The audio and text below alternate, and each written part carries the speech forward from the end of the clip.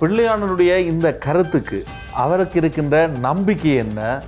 ஒரு நாட்டினுடைய ஜனாதிபதியினையும் இந்தளவு தூரம் விமர்சனம் செய்யக்கூடிய அளவுக்கு பிள்ளையானுக்கு இருக்கின்ற தைரியம் என்னவாக இருக்க போகின்றது? பிள்ளையான் ரவீந்திரநாத் கொலை வழக்கு படுகொலை தொடர்பில் கைது செய்யப்பட்டு 1 வருடங்களுக்கு மேலாக பயங்கரவாத தடை சட்டத்தின் கீழ் சிறையில் இருக்கின்றார்.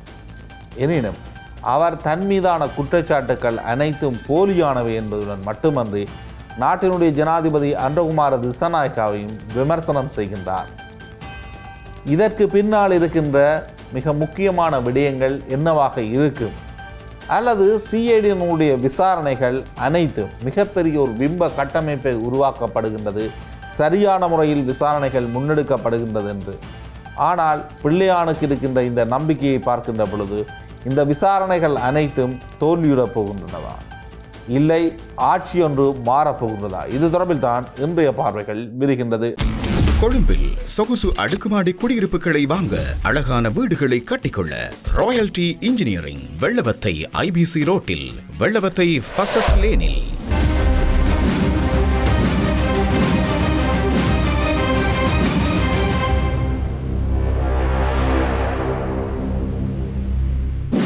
ஆட்சி மாற்றத்துக்கு பின்னர் அன்றகுமார திசாநாயக்க ஜனாதிபதியானதன் பின்னர், நாடாளுமன்ற தேர்தலின் பின்னர், பிள்ளையானினுடைய தோல்வியின் பின்னர், நாடாளுமன்ற உறுப்பினராக பிள்ளையான் தோல்வியடைந்ததன் பின்னர் பிள்ளையான் கைது செய்யப்படுகின்றார்.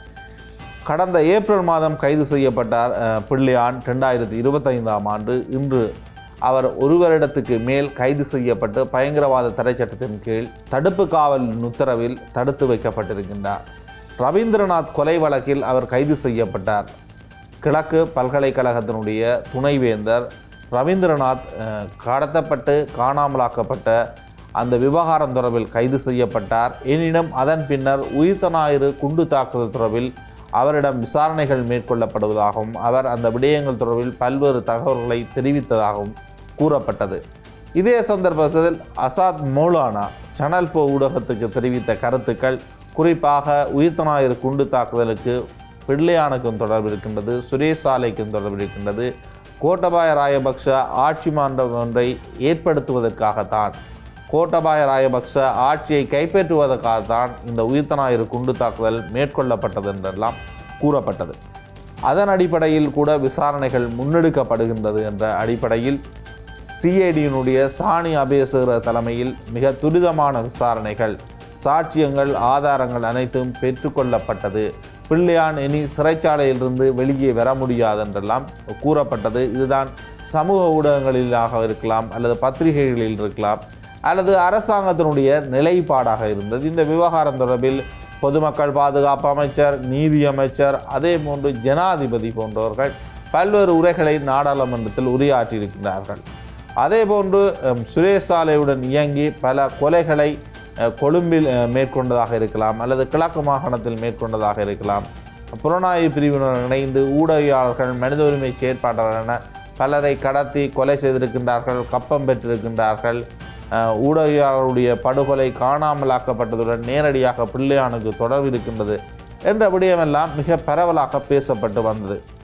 இன்றைய தினம் மட்டக்களப்பு நீதிமன்றத்துக்கு பிள்ளையான் மிகுந்த பாதுகாப்புடன் ஆயர்படுத்தப்பட்டார். அவர் ஆயர்படுத்தியதற்கு மிக முக்கியமான காரணங்களாக இருப்பது, 2008 ஜனவரி 9 அன்று மட்டக்களப்பு கல்லடி பகுதியில் உள்ள முருகன் கோயிலுக்கு அருகிலுள்ள விளையாட்டு மைதானத்தில் முன்னாள் போலீஸ் உத்தியோகத்தர் ஒருவர் உட்பட சக்தி மற்றும் ரமேஷ் எனப்படும் இருவரை T56 ரக துப்பாக்கியால் சுட்டு படுகொலை செய்தமை, அதேபோன்று 2008 மே 22 அன்று காத்தான்குடி போலீஸ் பிரிவுக்குட்பட்ட பிரதான வீதியில் சீனி மௌலானா பள்ளிவாசலுக்கு அருகில் சாந்தன் மற்றும் அவரது பாதுகாவலர் ஆகியோர் படுகொலை செய்யப்பட்டமை. குறிப்பாக பொதுக்கூட்டம் ஒன்றில் பேசுகின்ற பொழுது ஜோசப் பர்ராயசிங்க கொலைக்கு தனக்கும் தொடர்பு இருந்ததாகவும், சாந்தன் பேசியதனால் ஏற்பட்ட ஆத்திரத்தை தான் பிள்ளையான் இவர்களை படுகொலை செய்தார் என்று கூறப்படுகின்றது. அதேபோன்று 2008 ஆகஸ்ட் 20 அன்று வவுனதீவு போலீஸ் பிரிவுக்குட்பட்ட கொத்தியாபுல கண்ணன்குடா பகுதியில் இரவு வேளையில் அழகத்துறை தர்மலிங்கம் என்ற நபரை சுட்டு படுகொலை செய்தமை போன்ற இந்த 5 படுகொலை செய்த குற்றச்சாட்டு தான் பிள்ளையான் மீது சுமத்தப்படுகின்றது. இந்த குற்றச்சாட்டுக்களை சிஐடியினர் விசாரித்து வருகின்றார்கள். தற்பொழுது அவர் பயங்கரவாத தடை சட்டத்தின் கீழ் இருக்கின்றார். நீதிமன்றத்தில் முற்படுத்தப்படுகின்ற பொழுது எதிர்வரும் 13ஆம் தேதிக்கு இந்த வழக்கு ஒத்திவைக்கப்படுகின்றது. இந்தளவு தூரம் பிள்ளையானுடைய நிலைமை இருக்கின்ற பொழுது பிள்ளையான் நீதிமன்றத்துக்கு வெளியே சிறைச்சாலை பேருந்தில் அழைத்து வரப்படுகின்ற பொழுது ஊடகவியலாளர்கள் கேட்கின்றார்கள், உங்கள் மீது பல்வேறு குற்றச்சாட்டுக்கள் முன்வைக்கப்படுகின்றது என்று. அவர் சொல்லுகின்றார், பொய் குற்றச்சாட்டுக்கள், போலியான குற்றச்சாட்டுக்கள், அனுரவினுடைய வாய் போலதான் அனைத்துமே பொய் என பிள்ளையான் கூறிவிட்டு செல்கின்றார். நேரடியாக தன் மீதான குற்றச்சாட்டுக்களை மறுப்பதென்பது சாதாரணமான ஒரு வளமையான விடயம். ஆனால் அனுரகுமார திஸ்ஸநாயக்காவினுடைய வாய் போல பொய்தான் என்று அவர் கூறுவது பொருளாதார ரீதியில் அனுரகுமார திஸ்ஸநாயக்கா கூறிய விடயங்களா, அல்லது அரசியல் ரீதியில் நாட்டின் ஒரு கட்டமைப்பு மாற்றம் ஏற்படும், நாட்டினை முன்னோக்கி கொண்டு செல்வேன், மிக குறைந்த விலையில் மக்களுக்கு எல்லாம் கிடைக்கும் என்று தேர்தலில் கொடுத்த வாக்குறுதியை குறிப்பிடுகின்றாரா, அல்லது இவர்கள் மக்களுக்கு கொடுத்த வாக்குறுதிகள் எதுவும் நிறைவேற்றப்படவில்லை, அதுபோன்றுதான் என் மீதும் குற்றச்சாட்டுகள் முன்வைக்கப்படுகின்றது என்ற தோரணையில் பிள்ளையான் குறிப்பிடுகின்றாரா? 1 வருட காலத்துக்கு மேல் பயங்கரவாத தடை சட்டத்தின் கீழ் தடுத்து வைக்கப்பட்டிருக்கின்ற பிள்ளையான் இந்தளவு தூரம் ஜனாதிபதியை வெளிப்படையாக விமர்சனம் செய்கின்றார். இதற்கு முன்னரும் விமர்சனம் செய்திருக்கின்றார். கடந்த ஜனாதிபதி தேர்தல் காலத்தில் பிள்ளையான் மிக மோசமாக அனுரகுமார திஸ்ஸநாயக்காவை விமர்சனம் செய்திருந்தார். அதற்கு அனுரகுமார திஸ்ஸநாயக்காவும் விமர்சனத்தை மீண்டும் செய்திருந்தார். ஆகவே இந்த விவகாரங்களை பார்க்கின்ற பொழுது பிள்ளையான் உள்ளிருக்கின்றார், சுரேசாலை சிறைச்சாலை உள்ளிருக்கின்றார், கோட்டபாய ராஜபக்ச உள்ளே போகின்றார் போன்ற விவரங்கள் பேசப்படுகின்றது.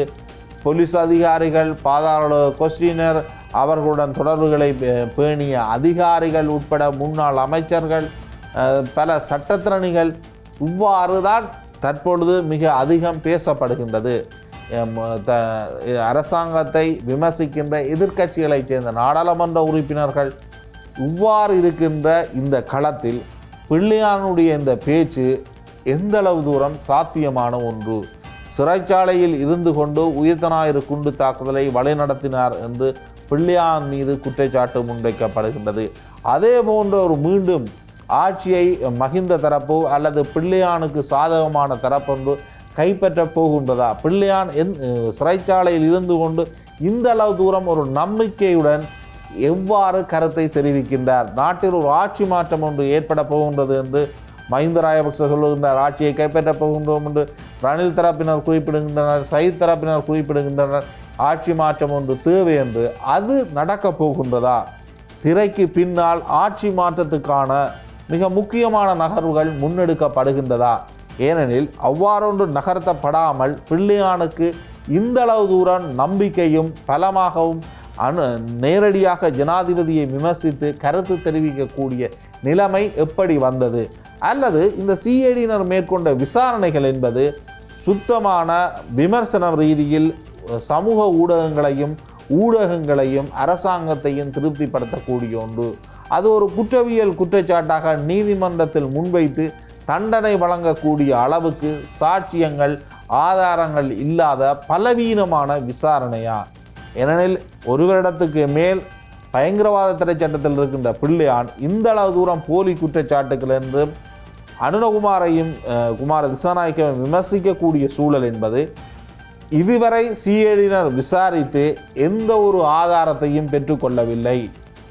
அல்லது ஆட்சி ஒன்று மாறப்போகின்றது, நான் சிறிது காலத்தில் வெளியில் வந்துடுவேன் என்ற நம்பிக்கையில் பிள்ளையான் இந்த கருத்துக்களை தெரிவிக்க வேண்டும். இந்த இரண்டும் இல்லை என்றால் பிள்ளையானால் இவ்வாறான ஒரு கருத்தை பொதுவெளியில் முன்வைக்க முடியும். உண்மையில் சிஐடியினுடைய விசாரணைகள் எந்தளவு மட்டம் இருக்கின்றது, அவை குற்றவியல் ரீதியில் நிரூபிக்கக்கூடியதா நீதிமன்றத்தில் என்றெல்லாம் கேள்விகள் எழுகின்றது. காரணம், அசாத் மௌலானுடைய வாக்குமூலம் என்பது வெளிநாட்டிலிருந்து வழங்கப்படுகின்ற ஒரு வாக்குமூலம். அவர் குறுக்கு விசாரணைக்கு உட்படுத்தி நீதிமன்றத்தில் நின்று சாட்சியமாக வழங்கக்கூடிய ஒரு சாட்சியாக அவர் கருதப்பட மாட்டார். ஆகவே அவருடைய சாட்சியத்தின் அடிப்படையில் அனைவரையும் குற்றவாளிகளாக மாற்ற முடியுமா?